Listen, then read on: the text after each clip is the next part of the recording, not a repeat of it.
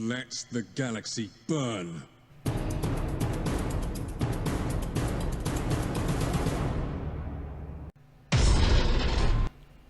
The Harrowing, Pale Spear, Orbital Base. These are the tools of men who lack honor and decency. But what if you're the type of person who can actually look at their mirror reflection with pride and feel good about yourself? But you also want to play Alpha Legion, but because you're honorable, you don't want to use Harrowing, Pale Spear, or Orbital Base.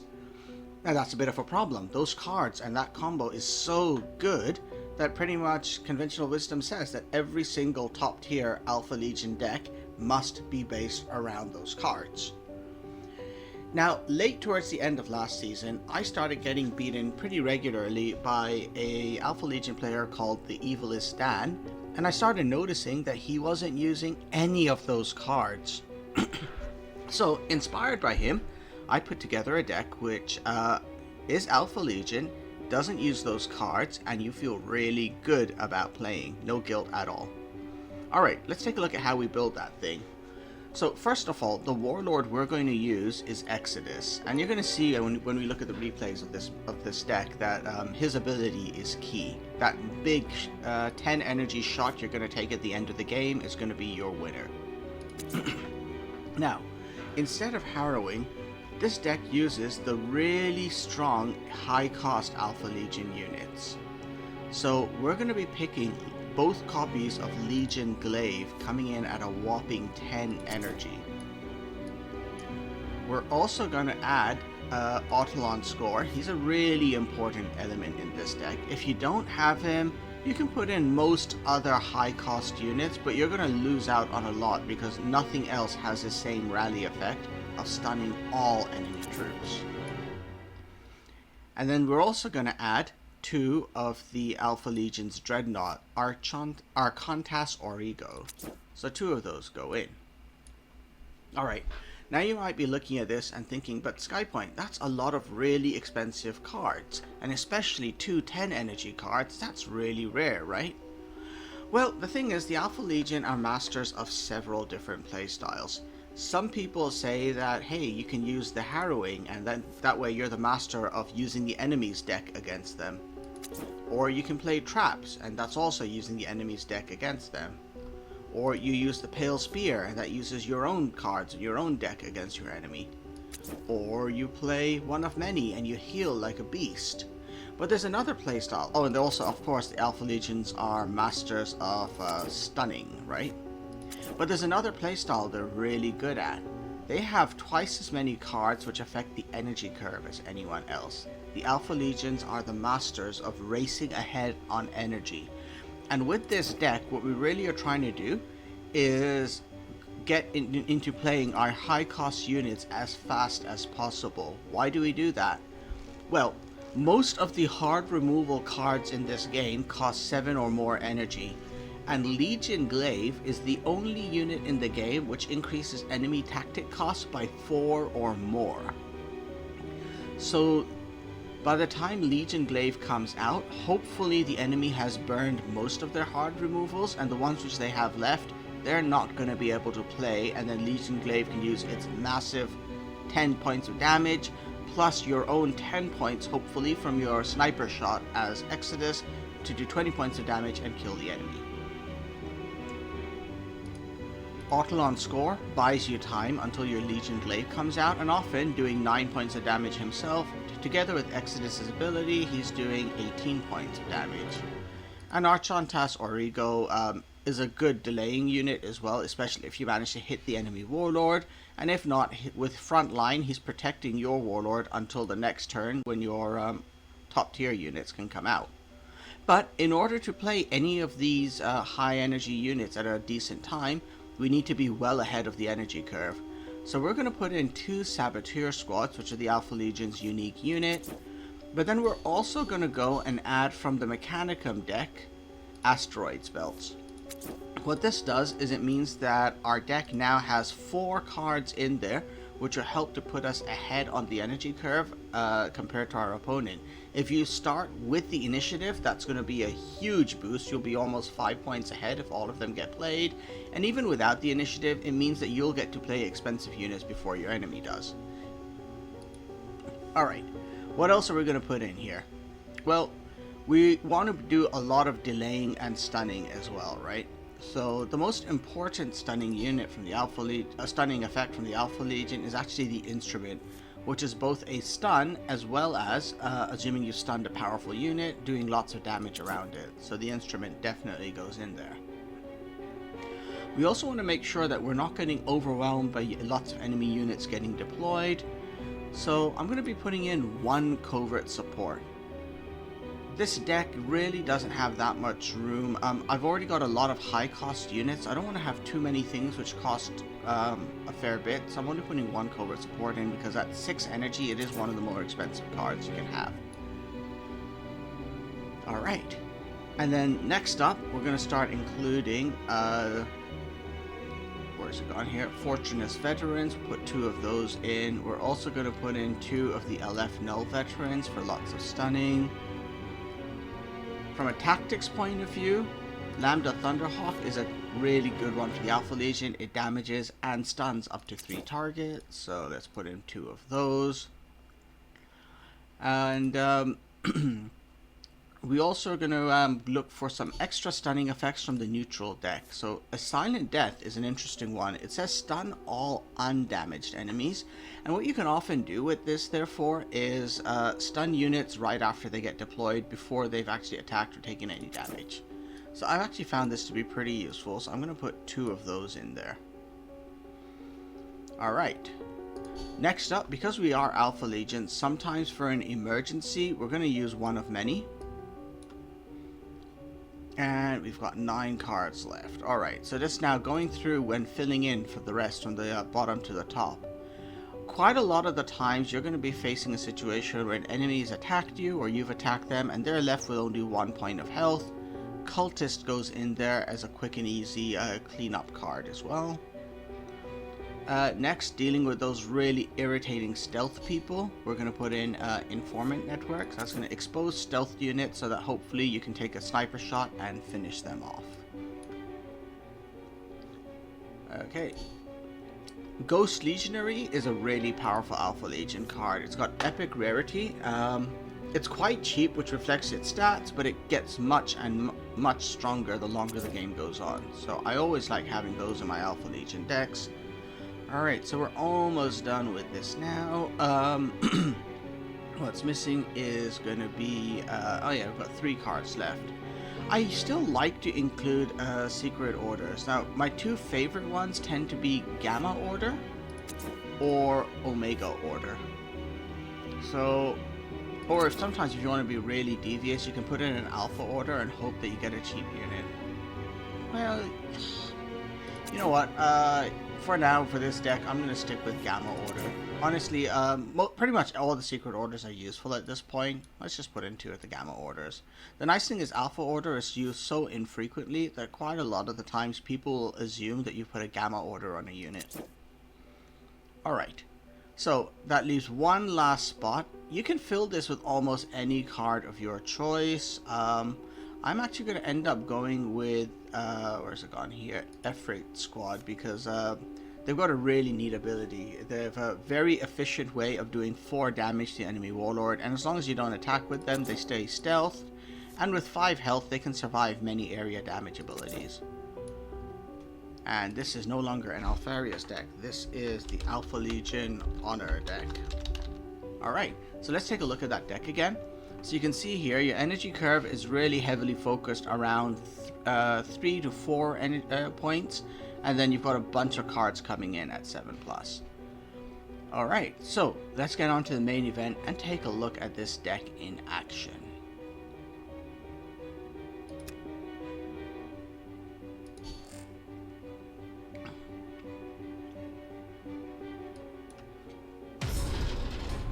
The first of these fights is against a really strong player with a great Nassau deck. So every time you start, you really want to make sure you ideally have as many cards which affect the energy curve as possible. So you're looking for your Saboteur squads and your asteroid belts. So Legion Glaive I'm going to put away because I only need it at endgame, and Lambda Thunderhawk is kind of expensive right now. I won't be able to play it for like 3 turns. Oh, that's perfect. I've got a double Saboteur squad. This will get fun. He does start with the initiative though, which is mildly irritating. But anyhow, a good early move is to flip yourself over into into Exodus form and then stealth yourself. Now you need to sort of be choosy about when you use your sniper ability. Don't be afraid to use it, but don't fire it unnecessarily and then not have a shot when you need it. So I'm just dropping my Ghost Legionary in my 3 energy turn. I'm expecting him to prioritize killing it at all costs. That's fine. That is now 5 points of damage, which I did not take myself. Well, 3 to 5, depending on whether he was going to attack me with his Warlord or not. Okay, now things get interesting. I'm going to drop 1 Saboteur squad, and that's going to get me the initiative. And I'm going to go ahead and just start face bashing him. Start cutting his health down. Oh god, he's got jet bikes. That's also going to kill my next Saboteur squad, but that's fine. The whole goal is basically just to get ahead on the energy curve. So watch, this is just going to be an exact repeat of the last move. Let's see here. Oh yeah, there we are. The jet bikes are out again, the Saboteur squad dies, the jet bikes go back in, and he's out of energy. But that's fine. Now I've got 2 more points of, well, 1 more point of energy than he does, despite the fact that I didn't start with the initiative, which is almost as good as I could possibly want things to be. Okay, now the Custodes have a lot of powerful flanking units, and this guy with his ability of stunning any units which go into play is a real pain for the Custodes. He won't even be able to Hunting Eagle me, because while that thing's alive, it's going to stun the Hunting Eagle as soon as it drops on the board. Unfortunately, I'm kind of running out of good cards to play there, so I used my Sniper Shot, because I'm going to have to use up all my energy next turn, dropping our Contest Origo anyway. And so I can reload my Exodus ability for free there. Alright, and that's it. That's the last of my stuns coming out. Oh god, frontline dude. Alright. Let's go ahead and drop this. I need that, frankly, for my own protection. I'm going to be surprised if it survives till the next turn. So I reloaded my sniper gun though, so I'm ready to hit 4 more damage. Yep, there we go. Bye bye Archontas. Hello Hunting Eagle, you need to die soon. Alright, let's go ahead and we're gonna drop the Thunderhawk on that to stun the Hunting Eagle and the Warlord. Then I can use Informant Network to finish it off and do 1 more point of damage. I'm going to fire my sniper rifle, because again, I'm going to use most of my energy up next turn, dropping Legion Glaive this time, I believe. Oh god. Okay, maybe we're not dropping Legion Glaive yet. We're going to go with, that's extremely convenient, Autlon Score. There we go. Nice. And load my gun. In theory, he could die next turn, if I get the right cards. It's not looking like I'm getting the right cards, especially not with that extra healing he just did. Alright, so Tribune is really dangerous because of its battle honor. So I'm going to use the instrument to stun that tank. I'm going to use a Silent Death to knock out Tribune for now. And hand over the turn game to him. I used Autlon Score to attack the Warlord. No, actually I didn't attack with Autlon Score, never mind. I was trying to save up for a finishing move next turn, which is evidently not happening now. So let's clear out his frontline unit. We're going to use a Silent Death to stun everyone now. There we go. And take a sniper shot. Now he's getting positioned to die. I can survive 2 turns, which normally would be a problem, but he's got so few cards in hand, he knows it's over. So you can see there how that deck came together, right? I was able to use all my stuns at the end to keep the pressure on him and make him realize he couldn't win.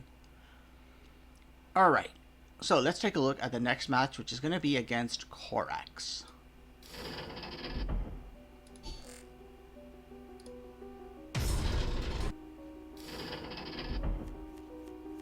Okay, this is the dream starting hand. Oh my god, look at that. It's got 3 out of 4 of my energy manipulation cards. Yes, I don't start with the initiative, but I'm going to have a huge lead over here.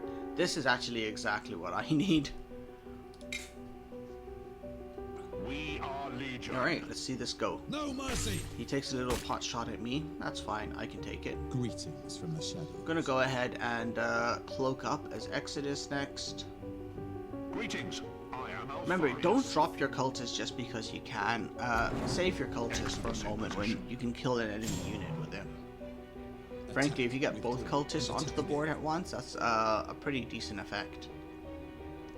Alright, he couldn't do anything to me, so it came back to my turn. Here, let's play Asteroid Belts and start racing ahead here.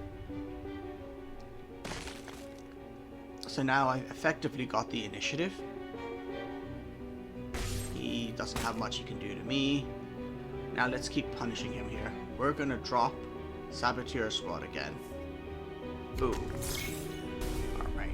Now there's my remaining energy being used just to take a quick shot, because next turn I plan to drop use up most of my energy dropping another Saboteur Squad.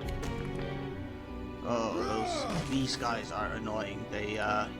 He tends to they'll get cloaked. Most Corax players will cloak these at some point, and then they sit there giving 2 sentence for just 1 energy. But until then, here, have another Saboteur Squad, cutting down your energy curve. And I can actually take care of this guy now with the Cultist. Watch. There we are. Okay, so he's still 8 points of health ahead of me, but I do have more units on the board. Oh my god, it's the same thing. I kind of wish I had my sniper rifle loaded. Okay, but that's good. I've got Autlon score coming up. Let's buy myself some time over here. I don't want to get sentenced, so let's stun that guy and do a little bit of damage. And load my gun. So now I should be able to shoot whatever he drops. Okay, can't shoot that. Ah, there's the stealth. That's permanent stealth for the rest of the game.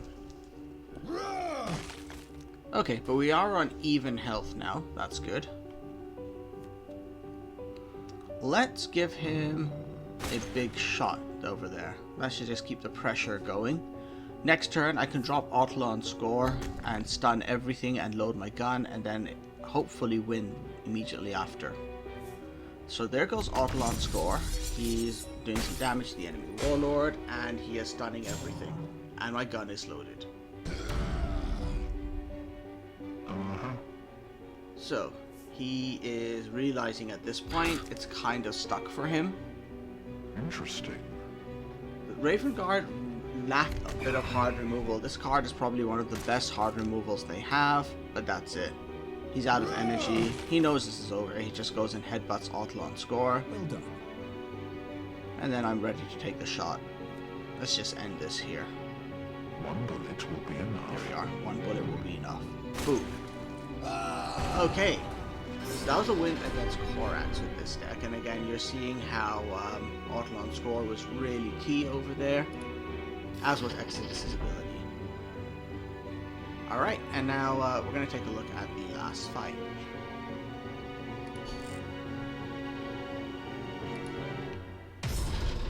Very fittingly, this fight is against Alpharius. So, let's take a look over here. Again, I didn't start with any of my energy manipulation cards, so I'm actually going to put both of them away, even though I got LF Null Veteran. I want energy manipulation. I didn't get those. We are Legion. I did get a fair bit of stunning though, so that's kind of nice. It'll be useful against Alpharius, especially because he fills up his own hand with his ability, and then Fortunate's Veteran stuns him for that. Yep, so Alpharius is revealed, and usually when Alpharius forces you to draw a card for your first move, that means he's building up to a Harrowing. So my goal right now is to avoid being harrowed, also to win. Let's start by dropping Ghost Legionary to put the pressure on him. That should make him think twice about wasting his turn drawing cards, but we'll see what goes on. Nicticio Divinatus. Yep, they're getting pretty strong. Oh, that's the worst possible thing. He put a secret order on. That's going to be a gamma order, I'm sure. Alright, let's go ahead. Let's drop a Fortunate's Veteran and stun him. So that Ghost Legionary, he's unusable for me now because I'm pretty certain he's got a gamma order and he'll just attack me. Now when that happens, one option is I could just do it anyway, just to get rid of the order, but the odds are he probably has a second gamma order lurking in his deck, which he'll use there too. Yeah, look at that. He's happily drawing cards. He's trying to bait me into trying to use that guy. Man, if it wasn't for that secret order, he'd be such a super soldier right now. Alright, he's doing lots and lots of card draws. Let's start playing around with his energy curve a little. Slow him down. So my little guy with the gamma order, he's useless for attacking the enemy warlord, but now he's so strong he can easily kill any units he drops. So that works out. I took a shot with Exodus there because next turn I'm going to be using all my energy to drop covert support. Or I originally was going to do that. I guess I'm not anymore. Anyway, let's keep using my super ghost soldier. Ghost Legionary to keep killing any units he puts down while the rest of my guys keep applying the damage. Yeah, I may as well use the cultists. I know I just said earlier that use them only when you need to finish stuff off, but against Alpha Legion I do not want cards in my hand. I just want to empty it out as soon as possible. Okay, and there he gives me a secret operative. Okay, he's trying to fight back on the energy curve. He's actually ahead of me now. That's not good. That's not where I want to be. Man, look at the stats on that guy. Alright, another cultist. Kind of decent. Oops. Hold on a second. Alright. Sorry, there's my phone. Alright. And we're just going to keep whacking on against the enemy warlord. Again, my Ghost Legionary can't be used at all over there, so it's just kind of annoying. But look at that guy, he's doing a great job of stunning everything coming into play, although against cultists, stunning them doesn't really do much because they don't attack directly. I am 2 turns away from being harrowed. Okay, there's that second gamma order, so I can't attack with that guy either, but that's fine. He'll now sit there and just stun all units which go into play.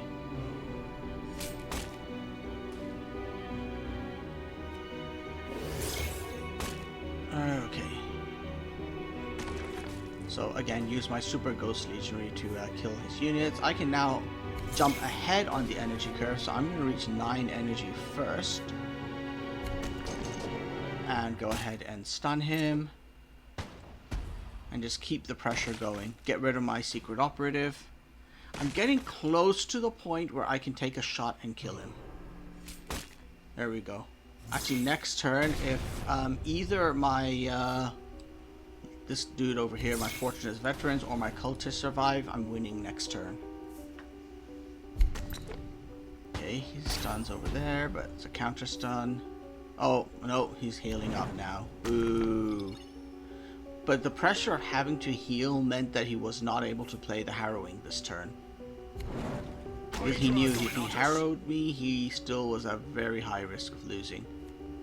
Oh, perfect. It's getting there almost. I need to survive one more turn with the pressure on him. Then that should work, because now I've got 6 cards in hand. Even if he uses the Harrowing, that Dreadnought will be alive and he knows he will die. Ooh, that's a clever move by him. So instead of Harrowing, he's stunning and buying some time over there. And he's transforming into Secret Twin mode. Alright, and now here we go. Ooh, Othlon score, but no, what I want is Legion Glade, because now the cost of Harrowing has just been increased to 13 points, meaning he cannot play it at all. And next turn I can kill him with so many different ways. Oh, look at that, he's desperately trying to heal. He's hoping to get an Alpharius out, which will push him above 20 health, but not enough to win, actually. Continuing to draw cards, units getting stunned.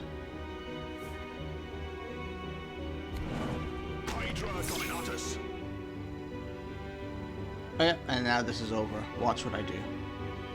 The secret Oh, will die. he doesn't even wait for me to win. Alright, so hopefully you now have a sense of how to build an alternative Alpha Legion deck around using Exodus. As I said, this just shows you don't have to be using Harrowing and Pale Spear and Orbital Base to win.